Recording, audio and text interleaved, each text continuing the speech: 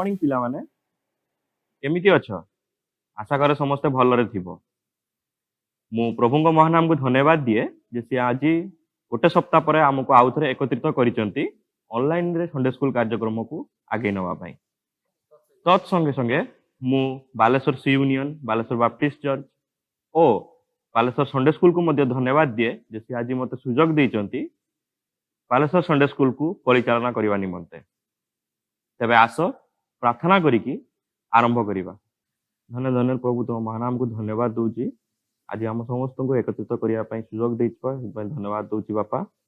आम समस्त को गोटे सप्ताह धरी भल रखीच समस्त को आशीर्वाद कर महानाम को धन्यवाद दूची बापा। हाँ बापा आज संडे स्कूल आरंभ रू शेष पर्यंत तुम्हें आम आशीर्वाद हस्त रख बापा। जो मैंने ऑनलाइन कार्यक्रम देखुंट से आशीर्वाद युक्त हो पारे दयाकर आशीर्वाद कर। जो मैंने जो देखी ना बापा जो मैंने आगू देखिए बापा समस्त को तुम्हें आशीर्वाद कर।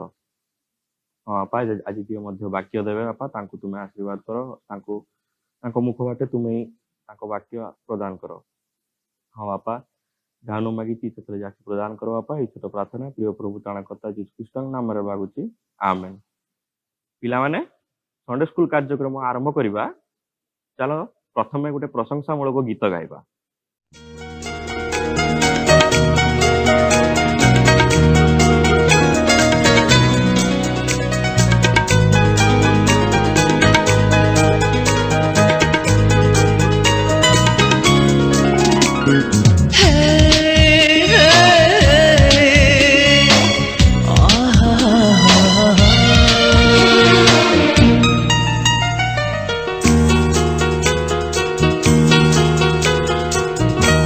जीसु ही मोर आश्रय मो आश्रय जीसु ही मोर आश्रय मो आश्रय ए जीवन पथे मो सहाय ए जीवन पथे मो सहाय जीसु ही मोर आश्रय मो आश्रय जीसु ही मोर आश्रय मो आश्रय।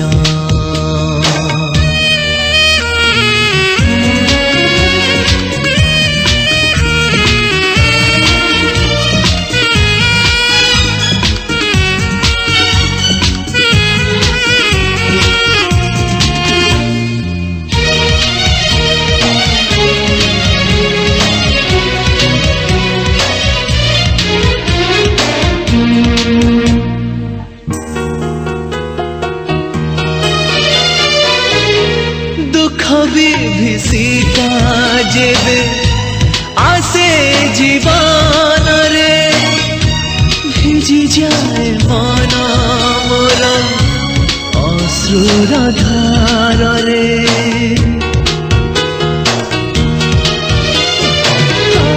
दुख विभीषिका जेबे आसे जीवन रे भिजी जाए मन मोर अश्रुर धार रे कहती से जे प्रेम रे रही तोर पाखरे भय भी नहीं आसिले झंझा प्रलय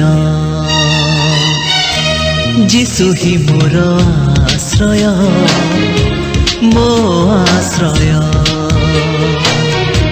जीसु ही मोर आश्रय मो आश्रय।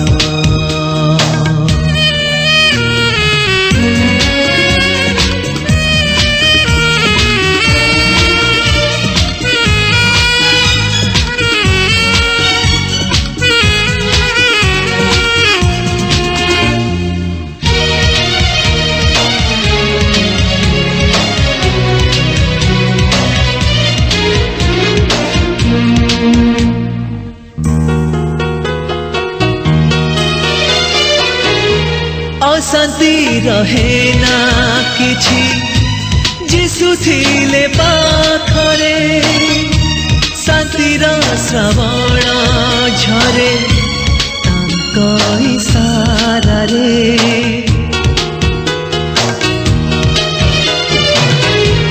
ଅଶାନ୍ତି ରହେ ନା କିଛି ଯୀଶୁ ଥିଲେ ପାଖରେ। ଶାନ୍ତିର ଶ୍ରାବଣ ଝରେ ତାଙ୍କ ଇଶାରାରେ। ଯେତେ ଯାଏ ମୁଁ ଦୂରରେ ରହିଥାନ୍ତି ସେ ପାଖରେ।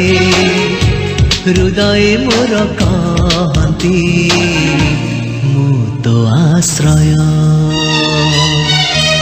ଯୀଶୁ ହିଁ ମୋର ଆଶ୍ରୟ, ମୋ ଆଶ୍ରୟ। ଯୀଶୁ ହିଁ ମୋର ଆଶ୍ରୟ, ମୋ ଆଶ୍ରୟ। ଏ ଜୀବନ ପଥେ ମୋ ସହାୟ। ଏ ଜୀବନ ପଥେ ମୋ ସହାୟ। ଯୀଶୁ ହିଁ ମୋର ଆଶ୍ରୟ, ମୋ ଆଶ୍ରୟ। ଯୀଶୁ ହିଁ ମୋର ଆଶ୍ରୟ, ମୋ ଆଶ୍ରୟ। ଯୀଶୁ ହିଁ ମୋର ଆଶ୍ରୟ, ମୋ ଆଶ୍ରୟ। ଯୀଶୁ ହିଁ ମୋର ଆଶ୍ରୟ, ମୋ ଆଶ୍ରୟ।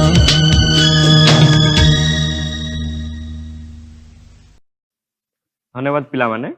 ତେବେ ଆସ ପିଲାମାନେ, ଆଜିର ଯୋଉ ଶାସ୍ତ୍ରାଂଶ ମନୋନୟନ କରାଯାଇଛି ତାହା ହେଉଛି ମାର୍କ ଲିଖିତ ସୁସମାଚାର ତାର 4 ପର୍ବ ତାର 1 ପଦରୁ 9 ପଦ ମଧ୍ୟରେ। ମୁଁ ତୁମମାନଙ୍କ ନିମନ୍ତେ ପଢି ଦଉଛି, ତୁମମାନେ ବାଇବେଲ ଖୋଲିକି ତାହା ଦେଖ। ସେଥିରେ ଏହିପରି ଲେଖାଯାଇଛି, ସେ ସମୁଦ୍ର କୂଳରେ ପୁନର୍ବାର ଶିକ୍ଷା ଦେବାକୁ ଲାଗିଲେ। ଆଉ ଏତେ ଅଧିକ ସଂଖ୍ୟକ ଲୋକ ତାହାଙ୍କ ନିକଟରେ ଏକତ୍ର ହେଲେ ଯେ ସେ ସମୁଦ୍ରରେ ଥିବା ଗୋଟିଏ ନୌକାରେ ଯାଇ ବସିଲେ ଓ ଲୋକ ସମୂହ ସମୁଦ୍ର ନିକଟବର୍ତ୍ତୀ ସ୍ଥଳରେ ରହିଲେ। ସେତେବେଳେ ଯୀଶୁ ଦୃଷ୍ଟାନ୍ତରେ ସେମାନଙ୍କୁ ଅନେକ ବିଷୟ ଶିକ୍ଷା ଦେବାକୁ ଲାଗିଲେ। ପୁଣି ଆପଣା ଶିକ୍ଷା ମଧ୍ୟରେ ସେମାନଙ୍କୁ କହିଲେ, ଶୁଣ, ଦେଖ, ଜଣେ ବୁଣାଳି ବୁଣିବାକୁ ବାହାରିଲା।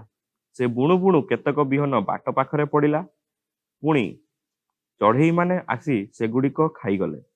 ଆଉ କେତେକ ଅଳ୍ପ ମାଟି ଥିବା ପଥୁରିଆ ଭୂଇଁରେ ପଡ଼ିଲା ଏବଂ ବେଶୀ ମାଟି ନଥିବାରୁ ଶୀଘ୍ର ଗଜା ହେଲା, କିନ୍ତୁ ସୂର୍ଯ୍ୟ ଉଠନ୍ତେ ଜଳି ପୋଡ଼ିଗଲା ଓ ଚେର ନଥିବାରୁ ଶୁଖିଗଲା। ଆଉ କେତେକ କଣ୍ଟା ଗଛ ଗୁଡ଼ାକ ମଧ୍ୟରେ ପଡ଼ିଲା। ପୁଣି କଣ୍ଟା ଗଛ ଗୁଡ଼ିକ ଉଠି ବଡ଼ ହୋଇ ସେଗୁଡ଼ିକୁ ଚାପି ପକାଇଲା ଏବଂ କୌଣସି ଫଳ ଫଳିଲା ନାହିଁ। ପୁଣି ଅନ୍ୟ କେତେକ ଭଲ ଭୂଇଁରେ ପଡ଼ିଲା, ଆଉ ଗଜା ହୋଇ ବଢ଼ି ଉଠି 30 ଗୁଣ, 60 ଗୁଣ ଓ 100 ଗୁଣ ପର୍ଯ୍ୟନ୍ତ ଫଳ ଫଳିଲା। ପୁଣି ସେ କହିଲେ, ଯାହାର ଶୁଣିବାକୁ କାନ ଅଛି ସେ ଶୁଣୁ। ପ୍ରଭୁ ଏହି ପଠିତ ଶାସ୍ତ୍ରାଂଶ ଉପରେ ଆଶୀର୍ବାଦ କରନ୍ତୁ। ତେବେ ଆସ ପିଲାମାନେ, ବାକ୍ୟକୁ ଯିବା ପୂର୍ବରୁ ତୁମମାନଙ୍କ ନିମନ୍ତେ ବାକ୍ୟ ସମ୍ବନ୍ଧୀୟ ଗୋଟେ ଛୋଟ ଆନିମେଟେଡ ଭିଡିଓଟି ଅଛି।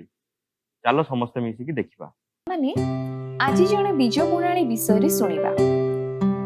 ପ୍ରଭୁ ଯୀଶୁ ସେ ହେଉଛନ୍ତି ଈଶ୍ୱରଙ୍କ ପୁତ୍ର ଏବଂ ସମଗ୍ର ଜଗତର ଉଦ୍ଧାରକର୍ତ୍ତା। ସେ ଏହି ଜଗତରେ ଥିବା ସମୟରେ ସମସ୍ତଙ୍କୁ ଈଶ୍ୱରଙ୍କ ମହାନ ପ୍ରେମ ବିଷୟରେ ଜଣାଇଲେ, ରୋଗୀମାନଙ୍କୁ ସୁସ୍ଥ ମଧ୍ୟ କଲେ। ସେ ଏହିପରି ଆହୁରି ଅନେକ ଆଶ୍ଚର୍ଯ୍ୟ କର୍ମ କଲେ, ଯେପରିକି ସମୁଦ୍ର ମଧ୍ୟରେ ପବନ ଓ ଝଡ଼କୁ ଶାନ୍ତ କଲେ। ଏପରି ଅନେକଙ୍କୁ ମୃତ୍ୟୁରୁ ମଧ୍ୟ ଉଠାଇଲେ। ଦିନେ ପ୍ରଭୁ ଯୀଶୁ ସମୁଦ୍ର କୂଳରେ ଯାଇ ବସିଲେ। ଆଉ ତାଙ୍କ ନିକଟରେ ଏତେ ଲୋକ ଭିଡ଼ ହେଲା ଯେ ସେ ଗୋଟିଏ ନୌକାରେ ଯାଇ ବସିଲେ ଏବଂ ସମସ୍ତଙ୍କୁ ଗୋଟିଏ ଦୃଷ୍ଟାନ୍ତ କହିବାକୁ ଆରମ୍ଭ କଲେ। ଥରେ ଜଣେ ବୁଣାଳି ବୁଣିବାକୁ ବାହାରିଲା। ସେ ବୁଣୁଛି ବୁଣୁଛି ବୁଣୁଛି ଆଉ ବୁଣୁ ବୁଣୁ କେତେ ଗୁଡ଼ିକ ମଞ୍ଜି ବାଟ ପାଖରେ ପଡ଼ିଗଲା। ସେ ମଞ୍ଜି ଗୁଡ଼ିକୁ ଲୋକମାନେ ମାଡ଼ିଦେଲେ ଏବଂ ଚଢ଼େଇମାନେ ସବୁ ଖାଇଦେଲେ। ଆଉ କେତେ ଗୁଡ଼ିଏ ମଞ୍ଜି ପଥୁରିଆ ଭୂଇଁରେ ପଡ଼ିଲା। ବେଶୀ ମାଟି ନଥିବାରୁ ଶୀଘ୍ର ଗଜା ହେଲା। आउ सूर्य उठिबारु सब जଳି पोड़ी गला एवं चेर नथिबारु सुखी गला। अन्य सबु मंजी गुड़िक कंटा गछ गुड़ाक मध्यरे पड़िला, किंतु से सबु कंटा गछ मध्यरे चापी हुई गला ओ किछि भी फल फलिला नाही। किंतु अन्य केतेक भल भूइरे पड़िला आउ गजा होई बढ़िला 30 गुण 60 गुण और 100 गुण फल फलिला। एहा परे प्रभु जीशु कहिले, जहार सुनिबाकु कान अछि से सुनु।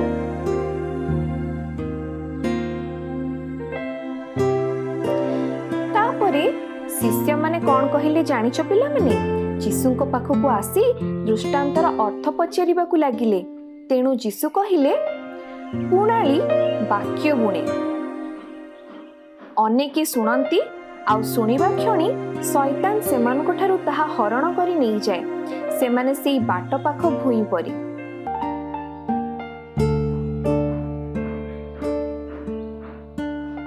आउ अनेके शुणी आनंदरे सेई वाक्य ग्रहण करती, किंतु वाक्य जोगु असुविधा हेले विघ्न पांती। सेमाने हेउचंती सेई पथुरिया भूई परी।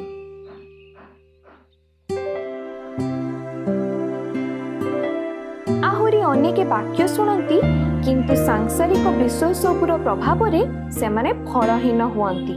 सेमाने हेउचंती सेई कंटा भूई परी। किंतु जेउ माने सेई वाक्य शुणी ग्रहण करती एवं 30 गुण 60 गुण और 100 गुण फल फलती, सेमाने हेउचंती सेई उत्तम भूई परी।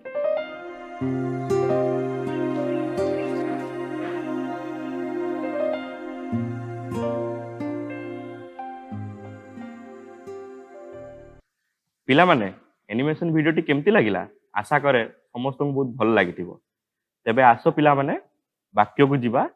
मु आम बालेश्वर संडे स्कूल रो सह संपादक मिस्टर सुजित राउत को अनुरोध करे से सम्मुख को आसीबे आ आम समस्त को वाक्य रे आगे नेबे। मिस्टर सुजित राउत। समस्त को गुड मॉर्निंग। प्रथमे प्रभु को महानाम को धन्यवाद दिए आज ये सुंदर सुजोग निमंते। आउ एथि सहित संडे स्कूल समस्त कर्मकर्ता, सी यूनियन समस्त कर्मकर्ता, पुणी बालेश्वर बाप्टिस्ट मंडली समस्त कर्मकर्ता आउ जते जन यही ऑनलाइन संडे स्कूल कार्यक्रम में जड़ित अच्छा समस्त को मु धन्यवाद जनाए। तबे आसु आम मैंने वाक्य को जीवा पूर्व प्रथम प्रार्थना करवा, तापर वाक्य को जीवा। प्रार्थना करवा। धन्यवाद धन्यवाद प्रभु, तुमर पवित्र नाम धन्यवाद दिए सुंदर सुजोग निमंते। तुम्हें यही दिनटी रखिथिल, मनोनयन कल मते तुम निमंते वाक्य देवा निमंते। तुम्हें आशीर्वाद कर पिला माने जते जण एठारे एई कार्यक्रम देखुचंती तांको तुम हृदय को प्रस्तुत कर, जेपरि वाक्य जीवन रे कार्य करबा आ से माने वाक्य रे वर्धिष्णु हेबे सर्वति परमेश्वर हो। मो मुख दे तुम्हें कथा हो प्रभु को जते करने वाक्य शुणिब समस्त हृदय तुम्हें कार्य। छोट प्रार्थना प्राणकर्ता प्रिय प्रभु यीशु ख्रीष्ट नाम उत्सर्ग करुअछि, आमेन। पिला माने आज जो वाक्य तुम सामने पढ़ा जाइछि ताहा होछि बीज बुणालीर दृष्टांत, नहीं कि? अच्छा, तेबे आमे एई दृष्टांत रु तीनोटी विषय देखिबा। प्रथम विषय कौन ना बीज। बीज कहले मंजी को बुझाए। मंजी माने जो गछ हुए आउ फल हुए। द्वितीय होउचंती कौन ना बीज बुणाली, जे बीज बुणंती, जे मंजी को बुणुचंती। मंजी तो सेमती आपे आपे जाई कि बुणी हे जायनी गछ हवा पई, जणे बीज बुणंती से होउचंती बीज बुणाली। आ तृतीय होउची कौन ना माटी, जोठी बीज पड़िकी गछ होइकी फल फलिबो। आम जदि मंजी को हाथ में रखीदबा आ कहबा पानी दबा, फल हबो कि केबे हबोनी। आम जदि बीज को नहीं टेबुल रखीदबा, पेपर पर रखीदबा, पानी दबा, फल हबो कि केबे हबोनी। तो बीज को फल फलिया पे कौन दरकार ना माटी दरकार। तेबे एई तीनोटी दृष्टांतर जो तीनोटी विषय मु कहिली ताहा वाक्य रे कोन को आज हम बुझिबा। वाक्य रे कोन कोए ना प्रथमे जने बीज बुणाली आसिले आ कोन कले से बीज बुणिले। बीज कोठी बुणिले? प्रथम बीज कोठी पड़ला ना बाट पाख भूमि रे। बाट पाखरे माने कहले आमे जोठी गाड़ी जाए, जोठी हमें चाली चाली जाऊ, आउ गाई गोरु कुकुर समस्त जानती, सेटा होची बाट पाख भूमि। बाट पाखरे भूमि रे आमे साधारण देखुचु छोट छोट घास अनाबना गछ उठुथे, आउ किछि विशेष फल उत्पन्न गछ हेई न थाए। तेबे सेउडा जो पड़ी थाए कोन होय ताकू चढ़े आसिकी खाई जाए। तेबे एई जो दृष्टांत प्रभु कहते लोक समूह को बुझाऊे तार अर्थ आम कौन बुझू ना जितेबले बीज बुणाली आसुचंती बीज बुणिया से होउचंती जीशु ख्रीष्ट प्रभु जीशु ख्रीष्ट को बुझाऊँगी आउ जो बीज बुणा जाऊँगी कौन होची ना तांकर वाक्य बीज होची ईश्वरंकर वाक्य आउ जो होची माटी माटी कौन बुझाए ना आम मानकर हृदय जो थे ईश्वर आसी बीज बुणती अर्थात वाक्य बुणती जदि ये हृदय आमर रास्ता कड़र थिबा भूमि सदृश हो तेज कौन हम ना आम मैंने आसिलु कौन जगार वाक्य शुणिलु किंतु कौन कलु एकान पुरेलु आउ एकान काढ़ीदेलु आम भितर को नेलुनी आम चिंता कलुनी से विषय आम बुझिलुनी केवल इच्छा इच्छा नथिला बेला गलु आ बसिलु शुणीदेलु घर को पलि गलु आ शैतान जगी थाए सब बेले से वाक्य को हरण करने निमंते किपरि ना जेपरि चढ़ी आसी से रास्ता कड़र बीज को खाई जाए सेमिति शैतान मध्य आम मानकर वाक्य को कानरू आ हृदय को जीवा को दिए ना ए कान पुरेक से कान काढ़ीदेले शैतान हरण करके नहीं पलि जाए तेज द्वितीय दृष्टांत देखा कौन ना ताहा पड़ा पथुरिया भूई रे जदि आम गछ लगे जाऊ जो आम माटी खोलू जदि माटी खोलू खोलू पथर बाहर आम कौन से गछ लगू कि आम जो घरे जो आमर पथर जिनिस जपरी मार्बल लगी कि टाइल लगी कि पक्का पड़ी सेठी कौन आम गछ लगू कि ना कहीं ना सेठी चेर जापर ना सेठी माटी नाही जो कि गछ बढ़िबो से माटी नाही आ पानी मध्य सेठी रहिबो नाही सेठी सेठी गछ होई परिबो नाही पिला माने तेबे सेटा दृष्टांत कौन होची आमे माने जेतेबेले वाक्य शुणुचु कोठी गलु वाक्य शुणिलु आउ ताकू आमे सेतेबेले भल लागिला आउ अल्प डेरी शुणिलु आमान को भल लागिला आमे माने से सब विषय जो संडे स्कूल आसिलु किंबा कोन सभा समिति जाइचु आमान से वाक्य शुणिलु आमान को भल लागिला एठी कोन हुए ना गजा टिके तळको आसे जोठी पत्थर पड़े सेठु आउ गजा ताकू भेदिकी जाई पारे नाही चेर तळको जाई पारे नाही ठीक सेमिति आम जीवन में हुए आमे जेतेबेले वाक्य शुणिलु वाक्य शुणला पर अल्प भीतर को आम नेलु आम मुंड को नेलु आम चिंता कलु तापर आम कार्यकारी कलुनु हृदय को नेलु नहीं से विषय हो गला कौन ना पथुरिया भूमि सदृश आम हृदय हो गला पथुरिया भूमि सदृश ताहा आम मान हृदय को पहुंची पारला नहीं ताहा फल हो पार नहीं तृतीय विषय देखा कौन अच्छी ना से अच्छी कंटा गछ गुड़ाक मध्य पड़ता बीज सदृश कंटा गछ कहले कौन ना जो आम अदरकारी गछ आम मैंने जो बीज लगे था मंजी लगे था गछ हाँपाई जदि ता चारिकड़े अन्य गछ आसी जाए तेबे से गछ सेटा हो पारे ना साधारणतः कौन हुए जो धान गछ लगा जाए आ धान गछ पाखे सेमती अन्य गछ उठी जाए ताकू कौन करती जो मैंने कृषक जो मैंने चाषी से मैंने कौन करती अन्य सब कीटनाशक द्रव्य पकाती जमीती ना से गछ जो लगी धान गछ अन्य गछ जमी ताकू न मारी पार आ जमीका जो शस्य से लगे था से शस्य बढ़ ठीक सेमती कौन हुए आम जीवन में जिते वाक्य शुणिलु आ मन में चिंता कलु आने घर बाहर चर्च बाहर को गलु कि कौन जगह आम ऑनलाइन रे देखु वीडियो आम से समय को मुहूर्त पर आम बाहर को गलु कि संडे स्कूल बाहर को गलु कि अन्य कौन व्यक्ति आमको कहले आम बुझिलु आ जिते आम अन्य काम किसी कलु जमतीका कि आम छोट अवस्था आम चिंता कौन ना आउ पाठ आमको बेसी हो जाऊँगी पाठ टे कम कले हमें बहुत पाठ हो जाऊँगी आउ कौन ना खेलवा को इच्छा होची केते पाठ पढ़ी आउ केते वाक्य शुणिबी आउ इच्छा हम खेली तो आम कौन कलु से समय आम पाठ आउ आम जो खेल आ मोबाइल वीडियो ये सब जिनस को आम अग्राधिकार देलु वाक्य शुणिलु सत बुझिलु सत आउ ताको आम भाविलु जे हाँ मुझे वाक्य को पालन करी ये वाक्य को मुझे शिखी ये वाक्य मुझे जानी किंतु से वाक्य को आम आउ हृदय ग्रहण करके आग को नेलु नहीं तेबे कौन है ना से सब जिनस वाक्य उपर आम चाप पकेला आम मैंने से वाक्यर फल उत्पन्न करूँ ना जमीती कंटा गछ गुड़िक से गछ उपर चढ़ी पड़ा माड़ी पड़ा आउ उठा को देला नहीं ठीक से यही सब बाह्य विषय गुड़ाक आम को माड़ी पकाउछि जो मैंने कि आम से वाक्य को कार्यकारी करूँ बाकी रहा चतुर्थ विषय कौन ना उत्तम भूमि उत्तम हृदय आम मानकर उत्तम हृदय आम पे कहारी हृदय भी खराब नुहे कारण आम ईश्वर आम सृष्टि कर प्रतिमूर्ति जब जदि पिता ईश्वर आमर उत्तम तेबे आमे केमती खराब हो पारे तो आम हृदय भी सेपरी उत्तम हृदय किंतु यही सब विषय जमती कि आम अन्य चिंता पाठर प्रेसर आउ आम ध्यान दौनु से कौन हुए ना आमे माने फल फली पारना किंतु आम मान हृदय हूँ उत्तम हृदय उत्तम भूमि जो थी कि ईश्वर वाक्य आम शुणा आम बुझा जो मनरे हृदय नवा पालन करवा सेते कौन हम आम मैंने 30 गुण 60 गुण 100 गुण फल फलिबा जेपरि वाक्य लिखा जाइछि ना केतेक भल भूमि में पड़िला आउ ताहा गजा होई बढ़ी 30 गुण 60 गुण 100 गुण पर्यंत फल फलिला फल फलिबा अर्थात कौन फल फलिया अर्थात आमे मानकर चाली चलन आम मानकर कथबार्ता आम मान व्यवहार आम मानकर जो आम मैंने नीति प्रतिदिन कार्य करुचु ताहा वाक्य अनुजाई होची कि नहीं ताहा जो ईश्वर वाक्य ईश्वर कथा आम मान जीवन में होईची जे शत्रु को प्रेम कर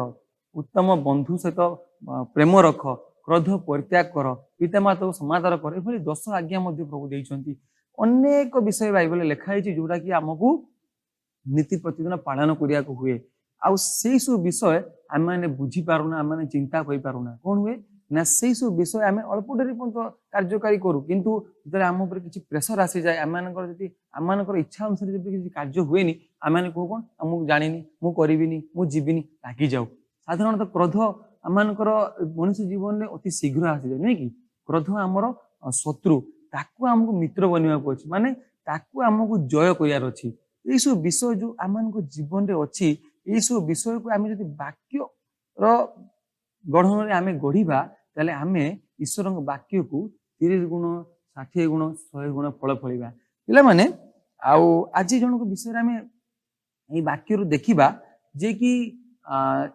जीशुंकर कथा द्वारा जीशुंकर वाक्य द्वारा हृदय 30 गुण 60 गुण और 100 गुण पर्यंत फल फली आउ से मुहूर्त से होउचंती जक्ष्य आम जाचु जक्ष्य जड़े करग्राही थे आउ जक्ष्य जड़े बांगरा लोक थे ये सब विषय आम संडे स्कूल में शुणीचु अन्य स्थान में शुणीचु तेबे जक्ष्य जीवन से दिन गोटे अद्भुत घटना घटला कौन घटला ना जक्ष्य जानिले जे जीशु आसुचंती जिरिह प्रदेश मध्य दे जोटा कि लिखा जाइए लुक तार 19 अध्याय आ सी चाहिए जीशु को देखा जीशु किए जहाँ को नाम एत चर्चित आउ जी रोग सुस्थ कर मृत्यु को उठाउछंती आउ जी होउछंती ज्वर सुस्थ कर से व्यक्ति जन को किए से देखा चाहिए आउ सी जन जेहेतु बांगरा लोक थे से कौन कले डिम्बिरी गचरे चढ़ीगले आउ बहुत भिड़ थिला नहीं कि किंतु जीशु जिते आसिले ठीक जक्ष्य जो गचरे चढ़ी से गछ पाखे छिड़ा हेले पिला माने आम चिंता करवा ना जक्ष्य कौन से दिन एका गचरे चढ़ी थे कि ना जक्ष्य से दिन एका बांगरा लोक थे कि भिड़ बहुत होता शह शह हजार हजार लोक थे नहीं कि किंतु जीशु से दिन जक्ष्यंकर हृदय को उत्तम भूमि मणिले नहीं कि सी आसिले जक्ष्य पाखे छिड़ा हेले जो आम किए बाहर लोक आसती कि को मंत्री किए आसती आम साधारण देखीचु जो स्थान से आसती आउ से एरिया सारा लोक कौन करती ना किए छात उपरे आउ किए पाचेरी उपरे किए पड़िया मझीरे चढ़ा चढ़ी होगी उपरा उपरे चढ़ी से देखु था किए आसिले ठीक से घटना से दिन घटी जीशु समय जो जीशु आसी अनेक लोक छिड़ा किए पाचेरी उपरे किए घर छात उपरे किए आउ कौन स्थान अन्य गचरे चढ़ी थे जक्ष्य भली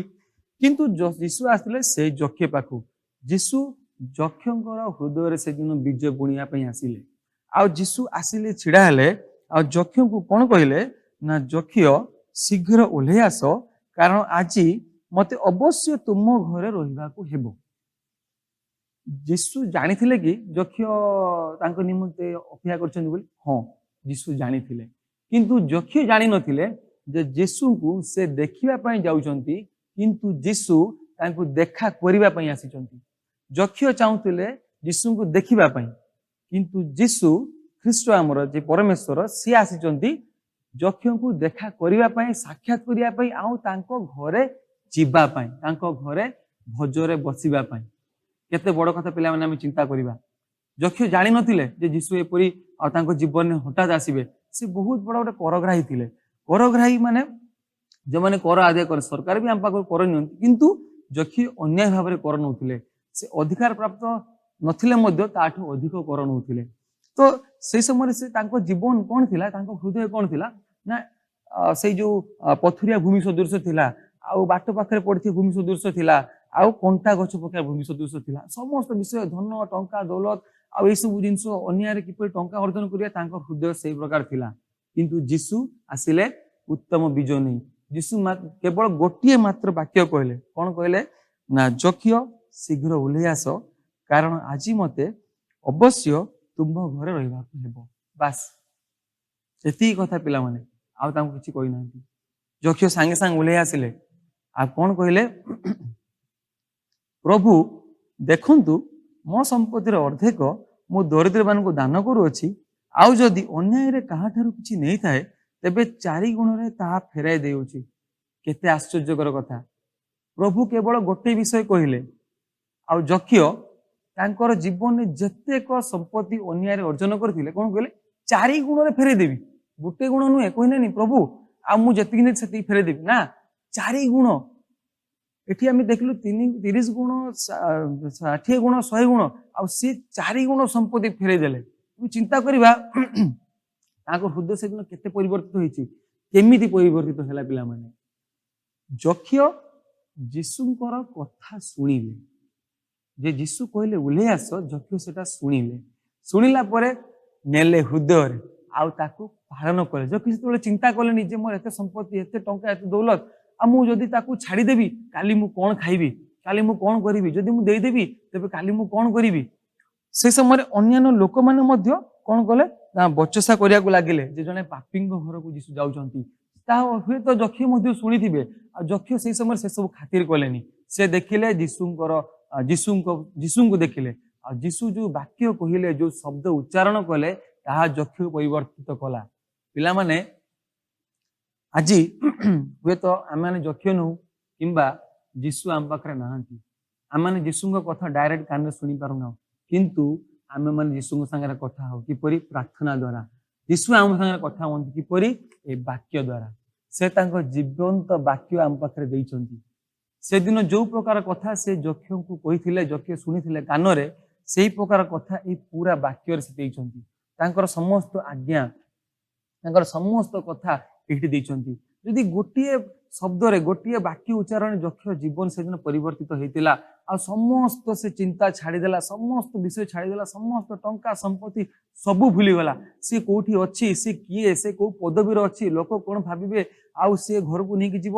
ହଁ, ସିଏ ପିଲାମାନେ ସେ ଆତିଥ୍ୟ ସତ୍କାର ମଧ୍ୟ କରିନଥାଇପାରେ, ଆଉ ସେ ଜାଣିନଥିବ ଯୀଶୁ ଆସିବେ, ଆମ ଘରକୁ ନେଇକି ଯିବେ, ତାଙ୍କୁ ଉତ୍ତମ ଉତ୍ତମ ଖାଦ୍ୟ ଦେବି, ଆଉ ଉତ୍ତମ ଉତ୍ତମ ପରିଚର୍ଯା କରିବି। ସେ ଭାବିନଥିବ, ସେ ଜାଣିନଥିଲା ଯୀଶୁ ତାକୁ ଦେଖା କରିବାକୁ ଆସିଛନ୍ତି ବୋଲି। ସେ ଯାଇଥିଲା ଖାଲି ଦେଖା କରିବ, ଦେଖିବ ଯୀଶୁ କିଏ, ମୋର ଇଚ୍ଛା ହେଲା ମୁଁ ଯିବି ଯୀଶୁଙ୍କୁ ଦେଖିବି, ସେଇଭଳିଆ ଇଚ୍ଛା କରିଥିଲା।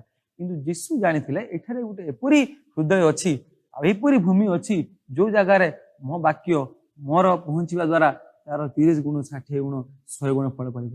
ଆଉ ସେଇ ଫଳ ସେଇଦିନ ଯକ୍ଷ ଫଳିଥିଲା। ପିଲାମାନେ ଆମମାନଙ୍କ ଜୀବନରେ ମଧ୍ୟ ସେଇ ପ୍ରକାର ଫଳ ଫଳିବାର ଅଛି, କାରଣ ଏଇ ଯୀଶୁଙ୍କ ବାକ୍ୟ ଦ୍ଵାରା ଅନେକ ପରିବର୍ତ୍ତିତ ହୋଇଛନ୍ତି। ଆମେ ଯଦି ଜାଣୁ, ଆମେ ଯଦି ଦେଖିବୁ, ଗୋଟେ ତାର ଟିକେ ଉପରେ ଅଛି, ଆମେ ବାକି ଦେଖିବା ନା ଜଣେ ଅନ୍ଧ ଭିକ୍ଷୁଙ୍କୁ ଯୀଶୁ ଦୃଷ୍ଟି ଦାନ କରିଥିଲେ। ସେ ମଧ୍ୟ ଯୀଶୁଙ୍କ କଥା ଶୁଣିଥିଲେ। କଣ ନା ସେ ଯେତେବେଳେ ଯୀଶୁ କହିଲେ ତାଙ୍କୁ ଯାଅ, ମାଟିରେ କାଦୁଅ କରିକି ସେ ଛେପ ପକେଇ ତାଙ୍କ ଆଖିରେ ଲଗେଇଲେ, ଆଉ କହିଲେ ଯାଅ ସିଲୋହରେ ଧୋଇ ହୁଅ ଆଖି। ସେ ସମୟ ସେ ଚିନ୍ତା କରିଥାନ୍ତି, ଯୀଶୁ ମୁଁ ତ ତୁମ ପାଖକୁ ଆସିଛି ଆଉ ଆଖି ଠିକ କରିବା ପାଇଁ, ଅନ୍ଧ ଯେପରି ମୁଁ ଦେଖିପାରିବି, ଆଉ ତମେ ମତେ କହୁଛ କଣ ନା ଯାଉ ସେଠି ଧୋଇବା ପାଇଁ।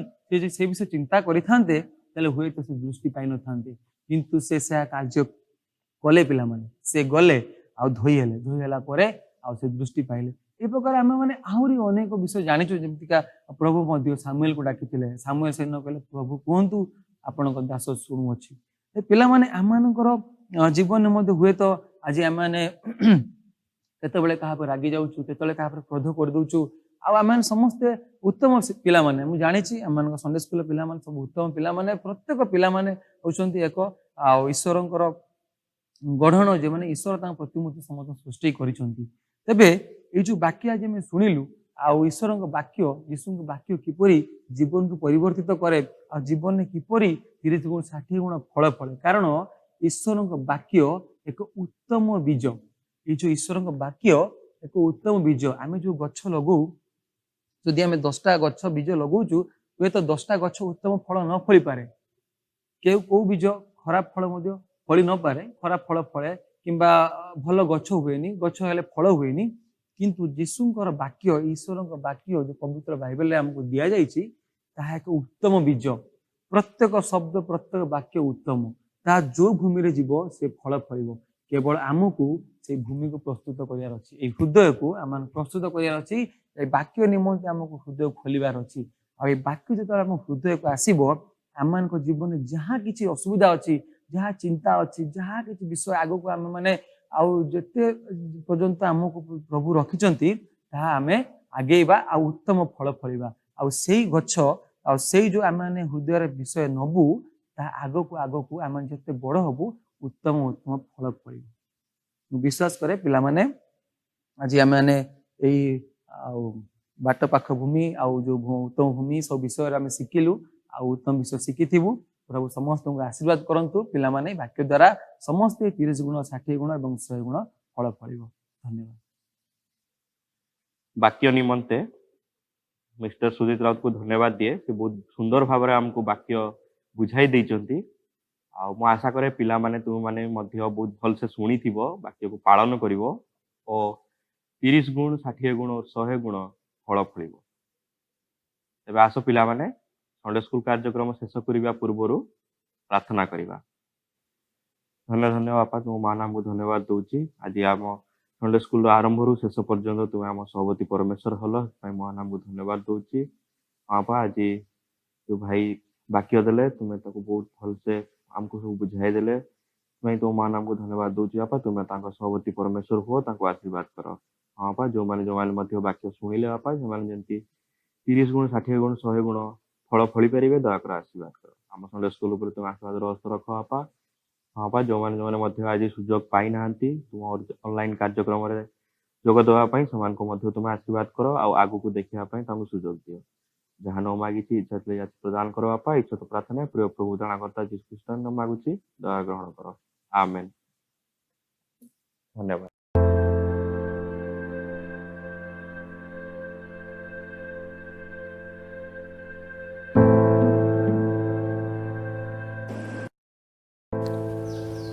ମୋର ପ୍ରିୟମାନେ, କିଛି ଦିନ ତଳର କଥା, ଆମ ହ୍ୱାଟ୍ସଆପ୍ ଦଳରେ ଜଣେ ଭାଇ ଲ୍ୟାପଟପ୍ ମାଗଣାରେ ମିଳୁଥିବା ସୂଚନା ଦେଇଥିଲେ। ମାଗଣାରେ କିଛି ପାଇବା ସମସ୍ତଙ୍କର ଆଶା। ଏଣୁ ଅନେକ ଯୁବ ଭାଇ ଭଉଣୀମାନେ ଲ୍ୟାପଟପ୍ ମାଗଣାରେ କିପରି ପାଇବେ ତାହା ଚେଷ୍ଟା କଲେ। ସେହିପରି ଆମରି ଏହି ପୃଥିବୀ ପୃଷ୍ଠରେ ପରିତ୍ରାଣ ପାଇବା ନିମନ୍ତେ ଅନେକ ଜ୍ଞାନୀ, ସନ୍ଥ, ପଣ୍ଡିତମାନେ ଆପ୍ରାଣ ଚେଷ୍ଟା ଜାରି ରଖିଛନ୍ତି। କିନ୍ତୁ ମୋର ପ୍ରିୟମାନେ, ତୁମମାନେ କ'ଣ ଜାଣିଛ ଯେ ପରିତ୍ରାଣ କେବଳ ଯୀଶୁଙ୍କଠାରେ ଅଛି ଏବଂ ସେ ପରିତ୍ରାଣ ବିନା ମୂଲ୍ୟରେ ଅର୍ଥାତ୍ ସମ୍ପୂର୍ଣ୍ଣ ମାଗଣାରେ ଦେବାକୁ ପ୍ରସ୍ତୁତ ଅଛନ୍ତି। ଏହାକୁ ବୁଝାଇବାକୁ ମୁଁ ତୁମମାନଙ୍କୁ ଏକ ଘଟଣା କହୁଛି, ଧ୍ୟାନରେ ଶୁଣନ୍ତୁ। ଜଣେ ମୁକ୍ତା ବ୍ୟବସାୟୀ ଥିଲେ। ମୂଲ୍ୟବାନ ତଥା ବଡ଼ ବଡ଼ ମୁକ୍ତା ସଂଗ୍ରହ କରିବା ନିମନ୍ତେ ସେ ପ୍ରାୟ ପୃଥିବୀର ବିଭିନ୍ନ ସ୍ଥାନକୁ ଯାତ୍ରା କରୁଥିଲେ। ସେ ବହୁତ ଦୂରରେ ବାସ କରୁଥିବା ଜଣେ ମୁକ୍ତା କଢ଼ାଳି ବିଷୟରେ ଶୁଣିଲେ, ଯାହା ପାଖରେ ଗୋଟିଏ ବଡ଼ ମୁକ୍ତା ଥିଲା। ସେହି ମୁକ୍ତାଟିକୁ ପାଇବା ନିମନ୍ତେ ସେ ସେହି ସ୍ଥାନକୁ ଯାତ୍ରା କଲେ। ମୁକ୍ତା କଢ଼ାଳିଟିକୁ ଦେଖା କରି ତାଙ୍କୁ କହିଲେ, ଆପଣ ଏହି ମୁକ୍ତା ନିମନ୍ତେ ଯାହା ମୂଲ୍ୟ କହିଲେ ମଧ୍ୟ ମୁଁ ଦେବାକୁ ପ୍ରସ୍ତୁତ ଅଛି। ଏହା ଶୁଣି ମୁକ୍ତା କଢ଼ାଳି ଟିକିଏ ଦୁଃଖରେ ହସି କହିଲେ, ଆପଣ ଏହାର ମୂଲ୍ୟ ଦେଇପାରିବେ ନାହିଁ। ଆପଣ ଯଦି ଏହା ନିହାତି ଆବଶ୍ୟକ କରୁଅଛନ୍ତି, ତାହେଲେ ମୁଁ ଆପଣଙ୍କୁ ଏହା ବିନା ମୂଲ୍ୟରେ ଦେବି। ବ୍ୟବସାୟୀ ଏହାର କାରଣ ଜାଣିବାକୁ ଚାହିଁଲେ। ସେତେବେଳେ ମୁକ୍ତା କଢ଼ାଳି କାହିଁକି ତା ମୂଲ୍ୟ ଦେଇପାରିବେ ନାହିଁ ବୋଲି ବୁଝାଇଲେ। ସେ କହିଲେ, ମୋ ପୁଅ ମଧ୍ୟ ଜଣେ ମୁକ୍ତା କଢ଼ାଳି ଥିଲା। ଏହି ବହୁମୂଲ୍ୟ ଓ ବଡ଼ ମୁକ୍ତା ପାଇବା ପାଇଁ ସେହିଦିନ ସେ ସମୁଦ୍ର ଗଭୀର ଜଳକୁ ଯାଇଥିଲା। କିନ୍ତୁ ଏହାକୁ ପାଇବା ପରେ ସେ ଯେତେବେଳେ ଉପରକୁ ଆସିଲା, ସେ ହଠାତ୍ ରକ୍ତଚାପ ଯୋଗୁଁ ମୃତ୍ୟୁବରଣ କଲା। ମୋ ପୁଅର ଜୀବନ ବିନିମୟରେ ଏ ମୁକ୍ତାଟି ମିଳିଛି। ଏଥିପାଇଁ ଆପଣ କିପରି ଏହାର ମୂଲ୍ୟ ଦେଇପାରିବେ? ଏସବୁ କଥା ଶୁଣି ମୁକ୍ତା ବ୍ୟବସାୟୀଟି ସେହି ବ୍ୟକ୍ତିଙ୍କ ଠାରୁ ମାଗଣାରେ ମୁକ୍ତା ପାଇ ତାଙ୍କୁ ଅଶେଷ ଧନ୍ୟବାଦ ଦେଲେ। ହଁ ପ୍ରିୟମାନେ, ପରିତ୍ରାଣ ମଧ୍ୟ ଈଶ୍ୱରଙ୍କ ବିନା ମୂଲ୍ୟରେ ମିଳୁଥିବା ଏକ ଉପହାର ଅଟେ। ଏହା ପାଇବାକୁ ଆମକୁ କିଛି କରିବାକୁ ପଡ଼ିବ ନାହିଁ, କାରଣ ଈଶ୍ୱର ଏହାର ମୂଲ୍ୟ ସ୍ୱରୂପେ ତାଙ୍କ ପୁତ୍ରଙ୍କ ଜୀବନ ଦେଲେ। ତେଣୁ ଆମେ ଏହି ମାଗଣା ଉପହାରଟିକୁ କୃତଜ୍ଞତାର ସହ ଗ୍ରହଣ କରିବା। ଏଣୁ ପବିତ୍ର ବାଇବଲରେ ଏଫେସିୟ 1:7 ଏ ପ୍ରକାର ଲେଖାଯାଏ, ତାହାଙ୍କ ଅନୁଗ୍ରହ ଅନୁସାରେ ଆମମାନେ ସେହି ପ୍ରିୟତମଙ୍କ ଠାରୁ ତାହାଙ୍କ ରକ୍ତ ଦ୍ୱାରା ମୁକ୍ତି ଅର୍ଥାତ୍ ଅପରାଧ ସବୁର କ୍ଷମା ପ୍ରାପ୍ତ ହୋଇଅଛୁ। ହଁ ମୋର ପ୍ରିୟମାନେ, ପରିତ୍ରାଣ କେବଳ ଯୀଶୁଙ୍କ ଠାରେ ଅଛି। ଏହି ବର୍ତ୍ତମାନ ଯୁଗରେ ପ୍ରଭୁ ଯୀଶୁଙ୍କର ଦ୍ୱିତୀୟ ଆଗମନର ବିଭିନ୍ନ ଲକ୍ଷଣ ଦେଖାଯାଇଛି। ମହାମାରୀ ସହ ସ୍ଥାନେ ସ୍ଥାନେ ଭୂମିକମ୍ପ, ପୁଣି ଯୁଦ୍ଧର ଆଶଙ୍କା କରାଯାଉଛି। ଏଣୁ ନିଜର ପ୍ରତ୍ୟେକ ମନ୍ଦତାକୁ ଛାଡ଼ି ବର୍ତ୍ତମାନ ସମୟରେ ନିଜକୁ ଯୀଶୁଙ୍କ ଠାରେ ସମର୍ପଣ କରିବା। ଆଉ ଦେଖିବ, ନିଶ୍ଚିନ୍ତ ଭାବରେ ପ୍ରଭୁ ଯୀଶୁ ତୁମ ସମସ୍ତଙ୍କୁ ମାଗଣାରେ ପରିତ୍ରାଣ ଦେବେ। ତେବେ କ'ଣ କହୁଛ? ତୁମେ କ'ଣ ପ୍ରସ୍ତୁତ ଅଛ? ହେ ପ୍ରଭୁ, ମୁଁ ଜଣେ ପାପୀ ଅଟେ, ମୋ ପ୍ରତି ଦୟା କର। ଏହି ପ୍ରାର୍ଥନା ପ୍ରଭୁ ତୁମରି ନାମରେ ହେଉ। ମୋର ପ୍ରିୟମାନେ, ଏ ପ୍ରକାର ଏକ ସୁନ୍ଦର ଘଟଣା ନେଇ ମୁଁ ପୁଣି ଥରେ ଆସନ୍ତା ସପ୍ତାହରେ ତୁମମାନଙ୍କ ସମ୍ମୁଖକୁ ଆସିବି। ସେ ସମୟ ପର୍ଯ୍ୟନ୍ତ ସୁଖରେ ରୁହନ୍ତୁ, ଶାନ୍ତିରେ ରୁହନ୍ତୁ। ନମସ୍କାର।